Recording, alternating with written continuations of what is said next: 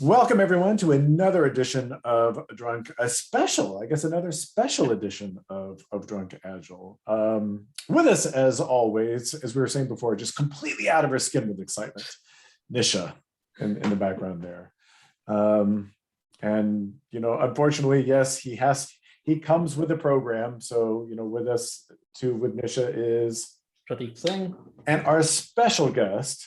And I can't believe it's taken us so long to get Julia on. I know, what's that all about? I know. Yeah. We'll just have to apologize for that. But Julia Wester, everybody, someone who's been in the Kanban community pretty much from the beginning, has kind of taken Kanban to new highs, taken metrics to new highs. So really looking forward to hearing what you have to say and school us on tonight, Julia. So welcome, Julia Wester. Thank you very much. No, it's awesome to be here. And I probably have learned almost everything I know from people like you, and a lot of it from actual you, both of you. So not from Pink. Not from Pink. A lot from Pink. Pink deserves some credit. So Julie, you're our guest. Tell us what you're drinking. I am not a whiskey person. I have tried and tried and tried to like whiskey and have failed. So I brought gin, but I did bring Scottish gin so that I'm not too far off the mark. So this is Edinburgh Gin Distillery, rhubarb and ginger liqueur gin. So I, got my gin and tonic here. That's what I'm drinking. Julia's way ahead of us. Gin is it's just clear whiskey. That's really all it is. There you go. I'll take that. That's what it is. Prateek, your turn. Haven't done this one in a bit. The Avalar Abuna Gastren 61.5%. So I have a couple of this is gonna get good. So I don't know, Julie, if you've heard us, Prateek and I talk, what is it, about 57, 58%? Something about there, yeah. Once you get over a certain threshold, if you're below that threshold, you drink all night. If you're above that threshold, you have like one and forget about it.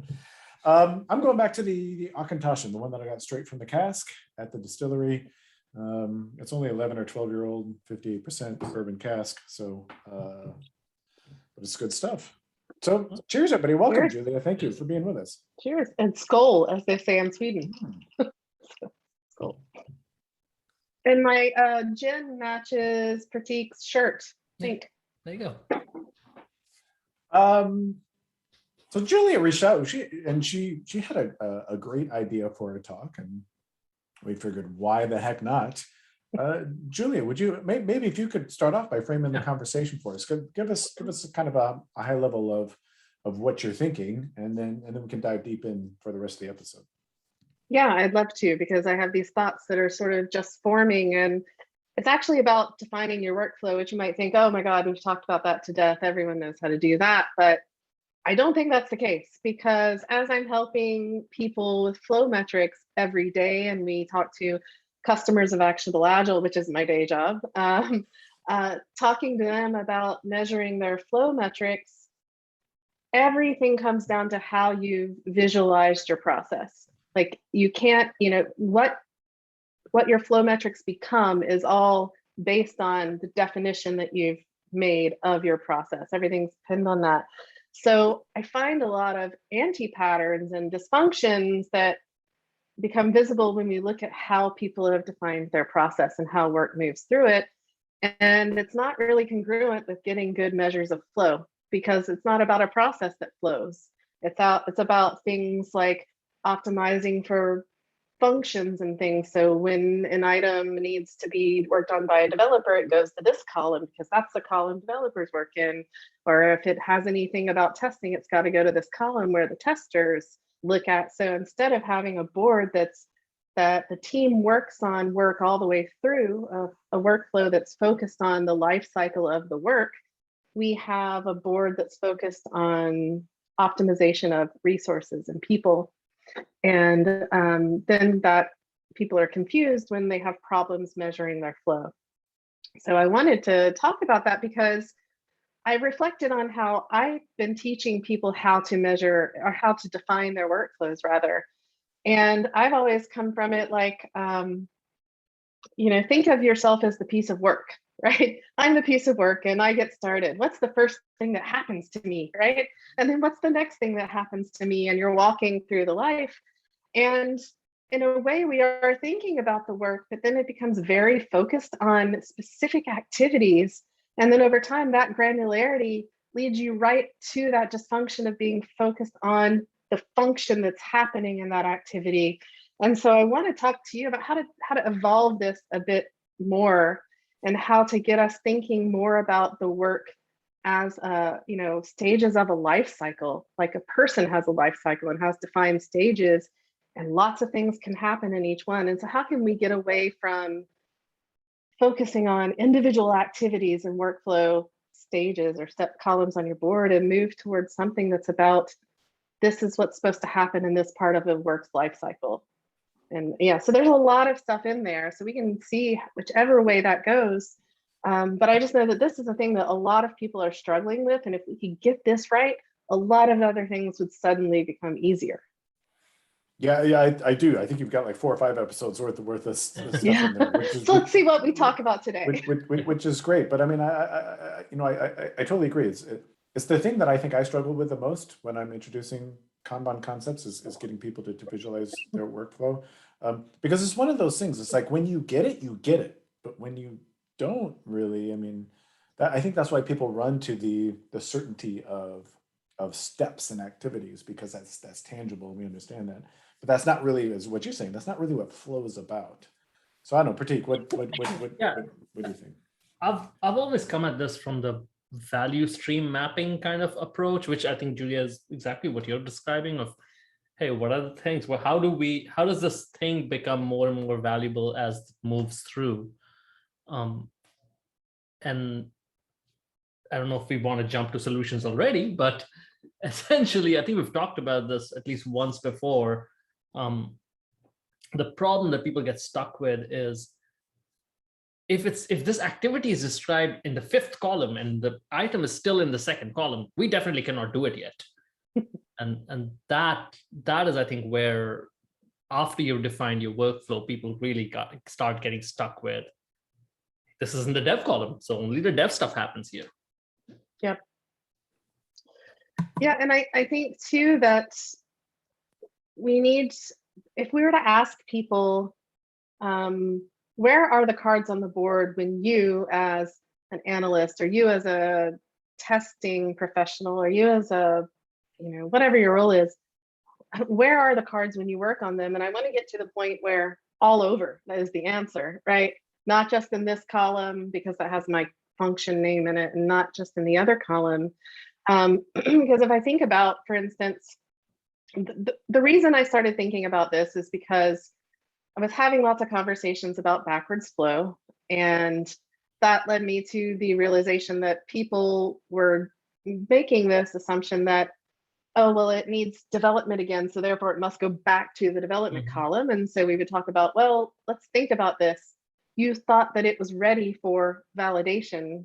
Did you think everything was always going to be perfect if you were ready for validation? So were you expecting to find something? If so, then it's still in the right place, right? So we need to see how long things take to get through that validation, no matter what else you need to do to fix it once it's entered there. It's like, if I've been sort of thinking about this human life cycle metaphor for this. The end gets very morbid, but, the human life cycle. If I move into adulthood and I realize there was a lesson I really should have learned as a child, but I didn't, I don't get to go back to childhood to learn that lesson, right? I'm here, I'm an adult. I just have to learn it now, and keep track of that. Other people can learn that in the future, but yeah, I mean, it's things like that. So I was thinking about, I've been talking to a lot of customers about, we should move to something at almost like a level up in granularity. What's the thing that happens to this? What are the activities or things that happen to work when it's first created, right? Or when you first start it. So maybe let's use a software development metaphor, although we should work hard at finding other metaphors, right? But so there might be some requirements fleshed out a little bit more. There might be some test cases written. There might be some pseudocode written. all of these things from all different disciplines in your team could be happening in something maybe that we call this, analysis or discovery phase, or the very first thing that happens in its life cycle. And when we feel like we know enough to invest more time and we're confident in that, then it might move to the next phase of its life cycle. So like your adolescence, right? Or your making the thing. And then that pseudocode might turn into real code, and those test plans get written and get made into test scripts, and maybe there's no more analysis to do here. So and then we take those test scripts, and once the code is written and we run the tests, we integrate it, we test to see does it work with everything else that we've done. And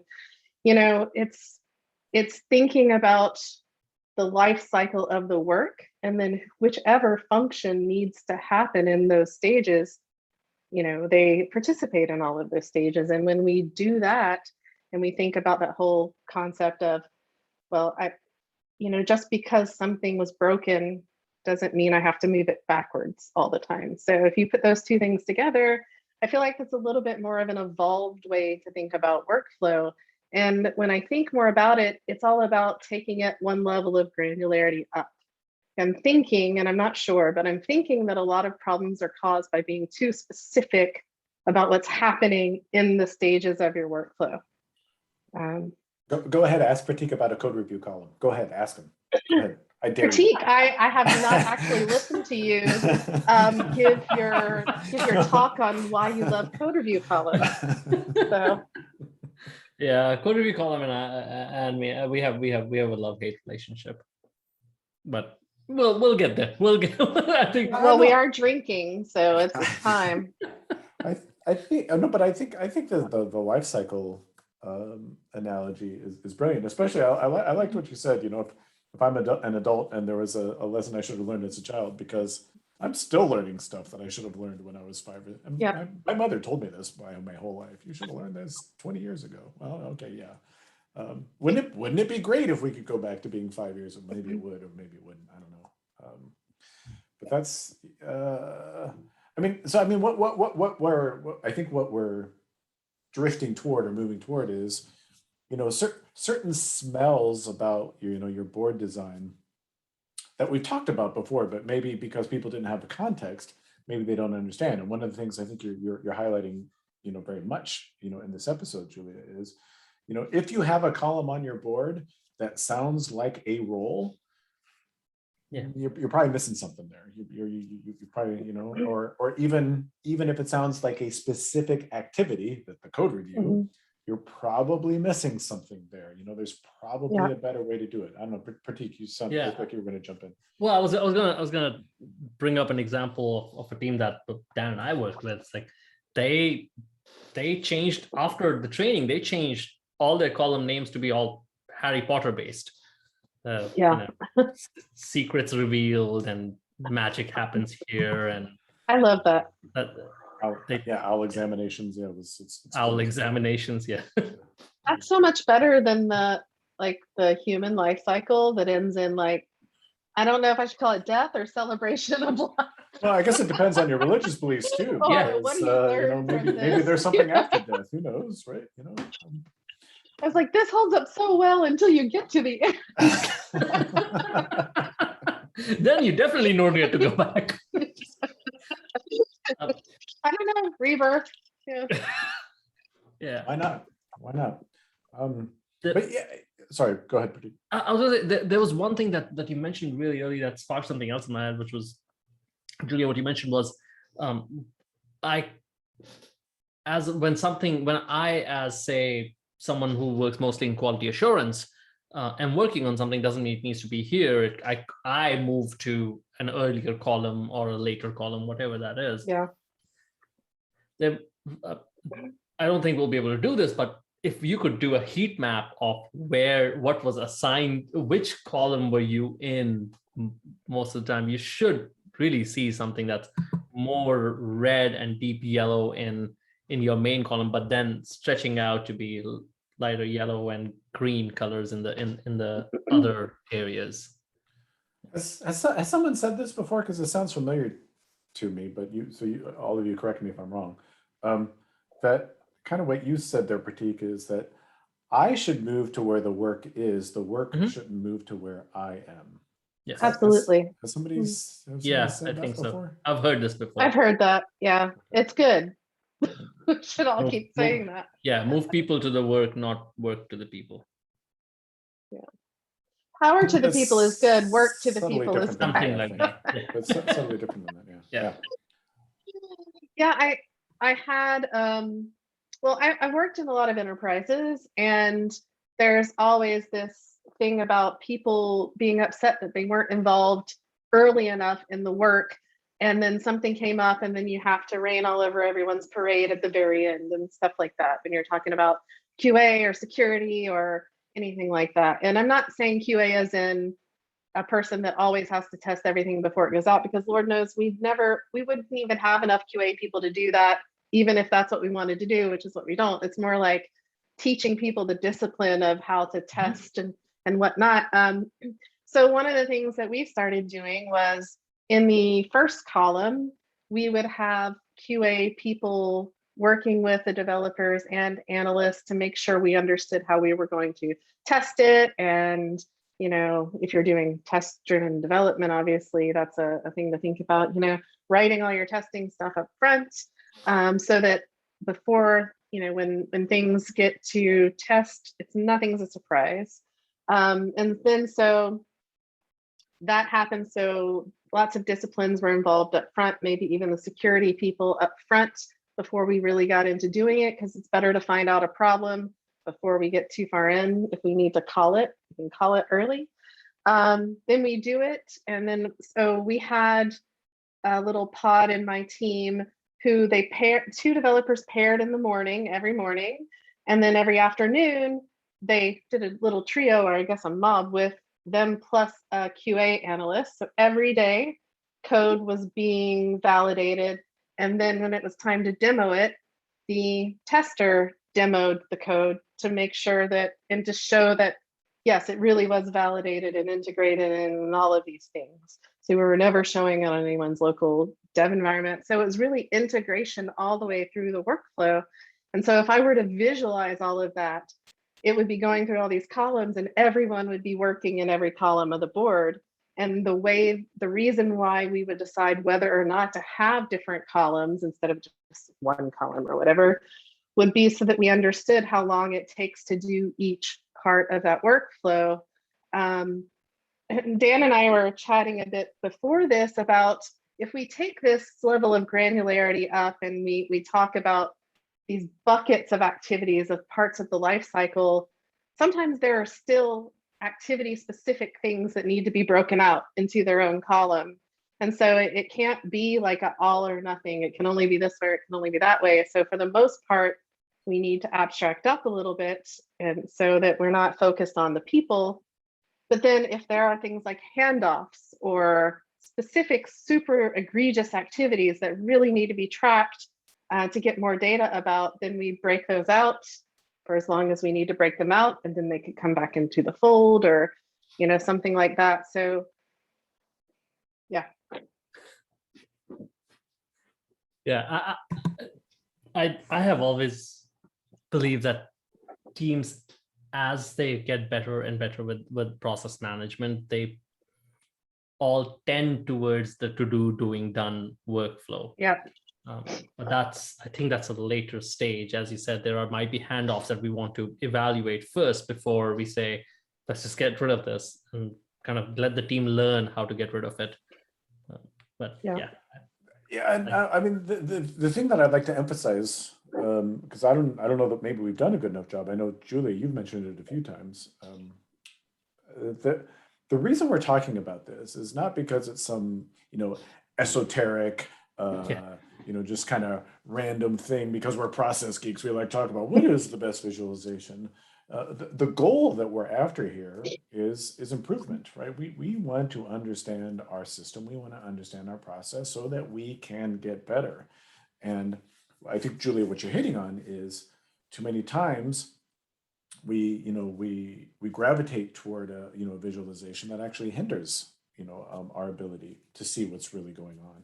Or we put in policies in place that hinder our ability to really see what's going on. So if this conversation seems a bit, ethereal, there is good reason for this. And hopefully when you get good at your flow practices, hopefully most of you are, you'll understand why these types of conversations, I think, are extremely important, is because you need to know where and how to improve, or at least ask the right questions about where and how to improve. Yeah, I mean, I think too, if there's a little bit of trade-off about super granular visibility into cycle times for each step. So you might be sacrificing that a little bit, although you should only break out what you absolutely need and you're going to do something with the data for, right? Otherwise, you're just adding more overhead. But so you could say if you take it up a level, you're sacrificing a bit of more granular visibility, but you're gaining distance from possibly siloing people into columns. So there is a trade-off there. And another trade-off, I think, that people would find this type of approach harder is that it's much easier to think about width limits, like from a person perspective. If I always work in this column, so I know if there's only this many things in this column, I'm not going to be overwhelmed. But now you're thinking about, oh my God, my work is all over the board. And how does that translate into a width limit per person? So that also this could make that a little harder to figure out what the width limits should be, because people almost always start with some amalgam of some calculation about the number of people. And that's still probably okay, right, to start with. But it might not be number of people per column. Right. I have to figure, I don't even know if I have the best answer for doing that, except for start somewhere and then figure it out as you go along. Well, luckily we do. I think we have the antidote to that. It's the thing that we talk about over and over and over and over again. I think our audience is sick of us talking about the antidote to questions about work in progress limits. Prateek, do you want to remind everybody, because they're probably already shouting it right now? Yeah, shout it at me, Prateek. To me, it's just aging. Just there you go. Aging. There it is. Just watch aging. If things are taking too long, you're working on too many things. If things are taking the right amount of time, you're probably at the right spot right now. Yeah. Well, see, I knew that without it. It was simpler than I thought it was. There's no magic to it. It's like we always tell people. Start with something and then you inspect, adapt based on your aging. Yeah. The two best ways to prevent things from aging are, number one, stop it. Finish working on it. That's number one. But even better than that, don't start working on it. Those are the two best ways to, and it's, I mean, everything that you've been talking about, it's at the end of the day, really what we're looking at is how long does our customer have to wait for something we've started? I mean, at the end of the day, those are the things that we're trying to fulfill. And the more system view, which is what you're talking about, going up a granularity level, more system view we take of how we produce those things. And again, going back to the point you were making, Dan, this is not necessarily an esoteric conversation because of that. Because what we're really talking about is how long does it take for us to get something to the customer. When we take a more system view, the better it'll be for us to answer that question, to optimize for that. Instead of optimizing for dev cycle time and QA cycle time, how do we optimize for the broader cycle time? Yeah. Changing mindset, and I think this is what you're going after, Julia, changing people's minds to get away from, let me think about my role, let me think about my activities to that broader sense. I don't know that anyone's cracked that nut. I don't know. I mean, as far as I can tell, I don't have a good answer to, what is that flip that we can switch in people's minds to have them make that leap? I don't know. That we can switch. Is that what you said? How do we flip that switch? Whatever it is. I guess you flipped that switch. That one. Yeah. That's, I think, and we've talked about this before as well, and I'm sure, Julia, you have views on this too. It's like, we are taught from when we are little to kind of act as individuals, excel as individuals. We're not really taught to excel as teams. We're taught to be good baseball players. We're taught to be good pitchers and good hitters instead of being good basketball players who work together to, score. Yeah. The sports analogies are always really good. to use in management conversations and talks and things like that. I think I use them all the time when I'm doing talks about that, because there's always, I think I might have gotten it from Larry Maccheroni, probably got it from someone else, who got it from someone else, but what is it, Carmelo Anthony's story about how he is got great personal stats, but when he plays, his team loses more often because he takes more shots that people could get better, you know, or something like that. And so I think it was it's Patrick like, Ewing, but yeah. okay, Must be. might have been saying the wrong name the whole time, but yeah. I mean, I think that if the things that I'm thinking about are, the reason that I'm thinking about them are for all the things that we said so far, but really trying to keep people focusing as a, like you said, Prateek, as a team, not as individuals, and not focusing on sub-optimizing little pieces, even if they're looking at them as part of a whole. But also to help people understand how we measure flow metrics. I mean, because that's really where I got this conversation sort of going. And I mean, literally almost every time I have a Q&A session, or every time I talk to someone about their board, we always end up having the exact same conversation about why, you know, when you should move work backwards and when it should stay in place or move forward, and visualize that this is a forward part of something's life cycle, even though the activity looks similar to something that's happened in the past. And, you know, we can't go back to the future kind of things, you know. And I think part of it, there's just not a really good understanding of why we have to measure flow metrics the way that we measure them, and why we handle measuring things when they move backwards in a certain way. And when, I don't even know that I can explain that part super well, but when I explain it to them and we talk about a different way to visualize, you know, activities as forward movement and not backwards, it's like a whole new mindset for them, you know. And that's really where this whole conversation sort of started. And it was helping people maintain good, accurate flow metrics and still get the visibility they wanted, and helping them understand that they actually lost visibility when they were doing what they were doing before. And by treating it a different mindset, they actually get more visibility instead, because they got to see what it originally took back there, that it went here, and now it's taking way longer over here. And you might have to dig into a little bit why, but you'll know it's because things that should have happened back there didn't. But I need to know that we had to end up doing it up here, so in the future I can see how long it took up there and say, well, that's just too long, and then dig into the reasons why up here it took so long, and then trim that back down.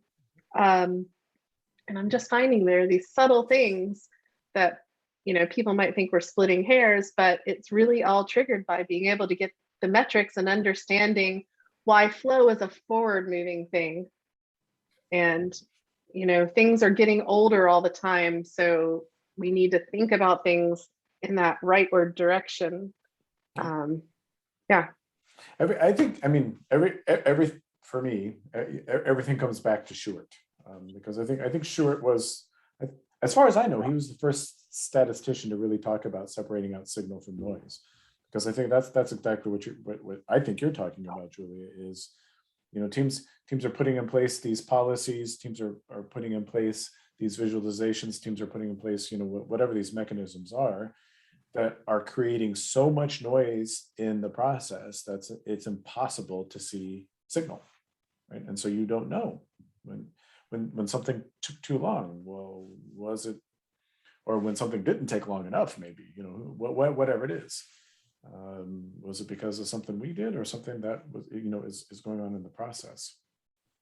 You really don't know. If you treat, oh, I moved the wrong item forward, if you treat that the same way as, oh, this thing really wasn't ready to move forward and we need to move it back, if you treat those two things the same way, it's all going to look like noise, and you're not really going to know, you know, when is something I'll say it, actionable, versus when is something not actionable.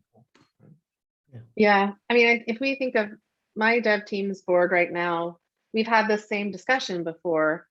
because inherently people want to say my work's in this column. I mean, no matter how well you know this stuff, you still have these innate pulls because that's just, I don't know, what you feel like you should be doing.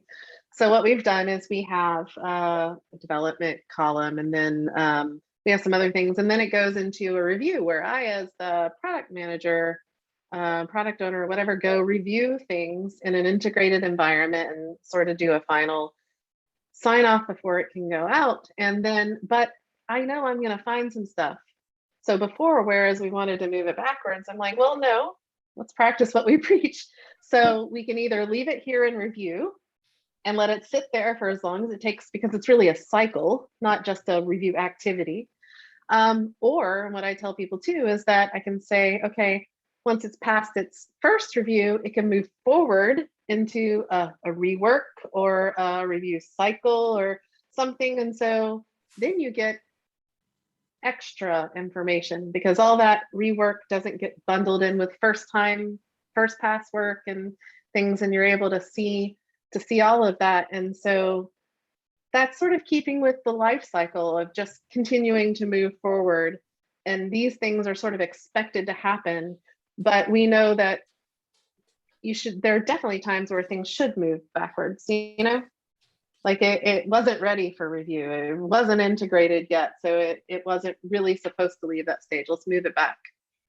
And, helping people understand what that does to flow metrics. We had a conversation with a customer the other day where something wasn't supposed to be moved to done. It was in progress and it got moved to done, and it wasn't supposed to be. So then they took it all the way back to do, right? Which wiped out all of their data that anything had been done. So we had a big conversation about totally fine to move it back, but move it back to the place that it was never supposed to have left, not any farther, stuff like that. And I think that just goes back to people not understanding how we measure flow, and how we measure flow drives a lot of workflow design behaviors. And that I was having a conversation with that person about, isn't that like the tool driving the team to must do things a certain way?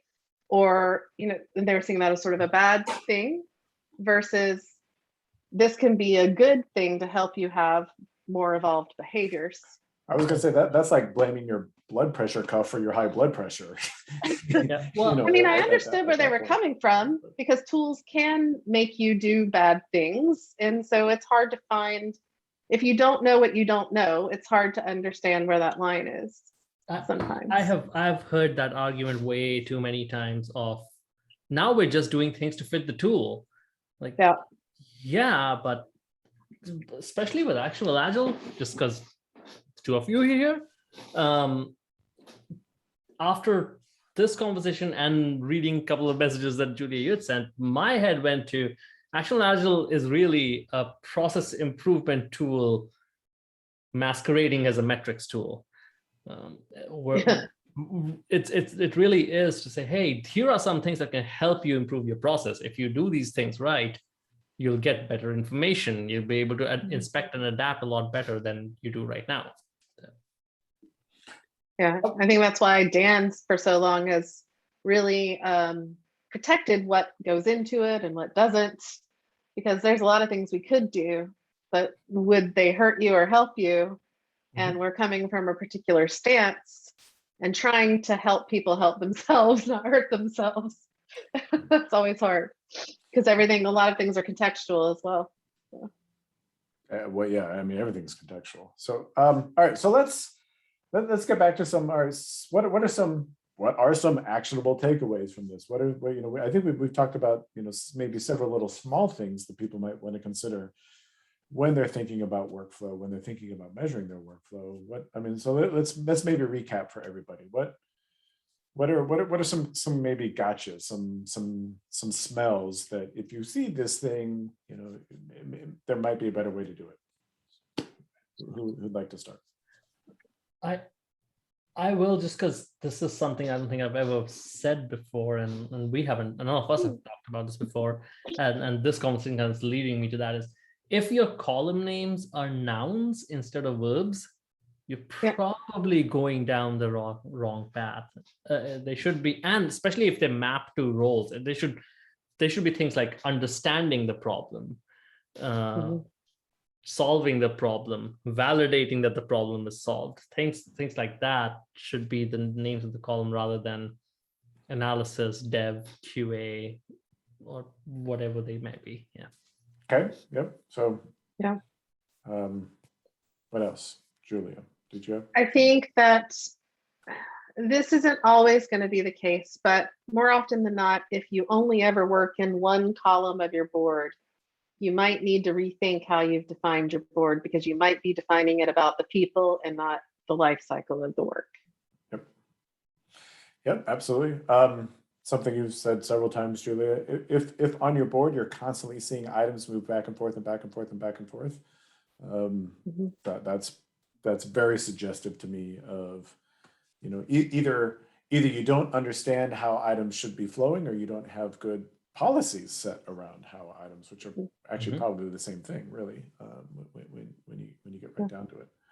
And you could be losing valuable data because you're muddling up two situations.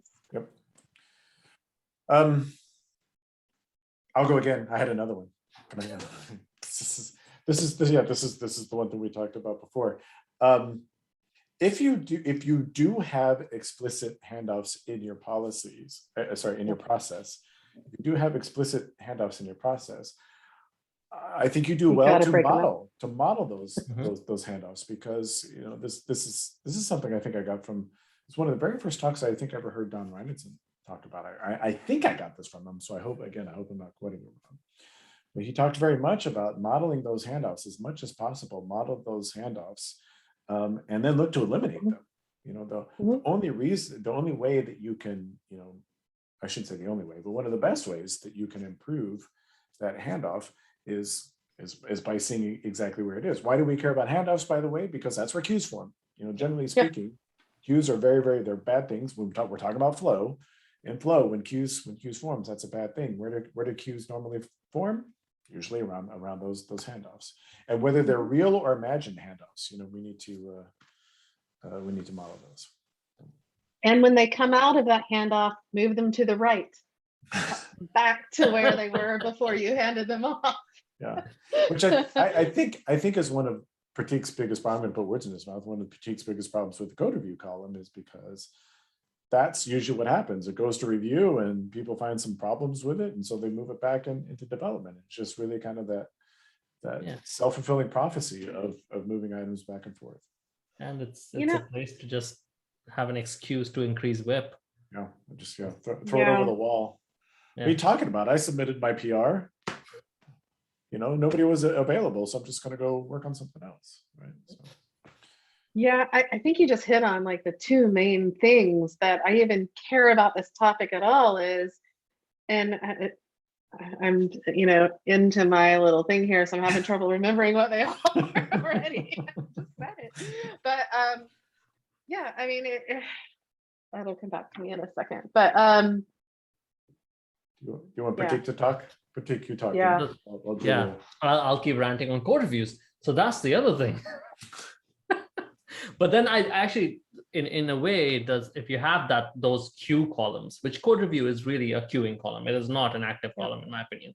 When you have those queuing columns and you model them, as Dan was saying, at that point, put a very, very strict limit on it so that things can't just sit there.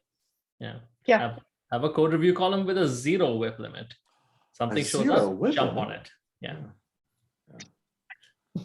And that's why I'm, just for the record, I think we've talked about this. We're stalling for time here, Julia, so you just jump in whenever. That's why I'm semi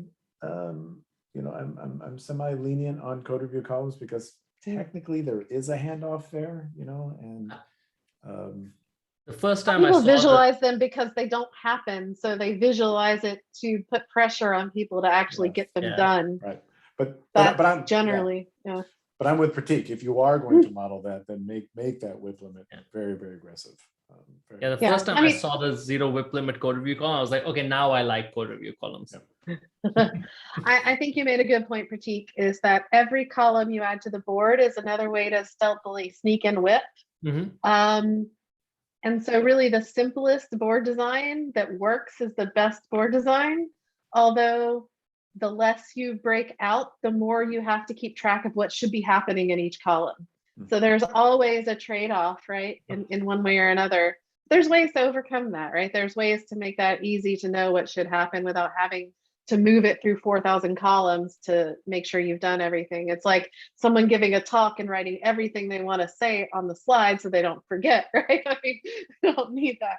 But yeah, the things that I think that people, that we want to solve by having these conversations is to have collective ownership of the work all the way through the board, right? Get away from handing it off to someone else. And then now I'm on my new things. It's like, no, if you're part of this team, one, we care what the team gets done, not what you get done. And the team is working on this, it's collectively responsible for it. So you need to care about that thing all the way through to done, right? And so the more we make it about the work and not about the worker, the more we are to help people keep in that mindset.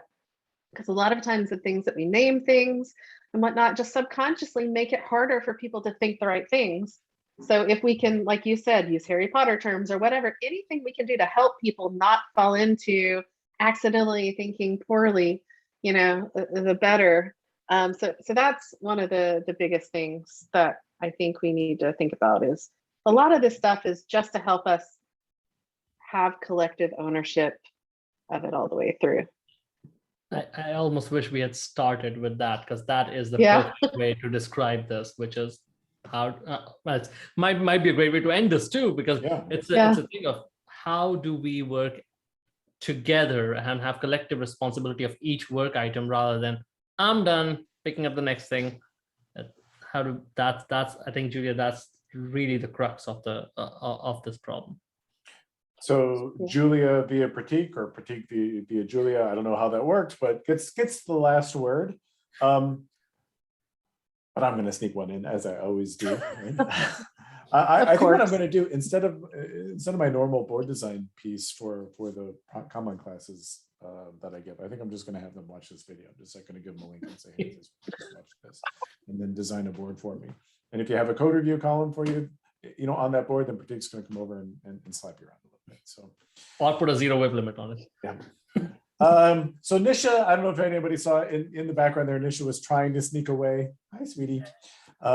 Which means that our time is up here. So just want to say a million thanks to Julia for showing up and lowering your standards by coming on our show. So whatever. being associated with us. Actually, I guess it's more being associated with us. Yeah.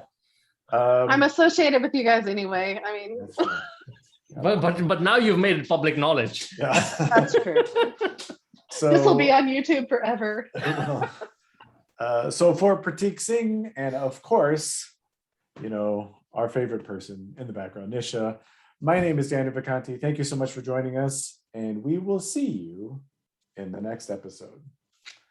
Good night, everybody, and cheers.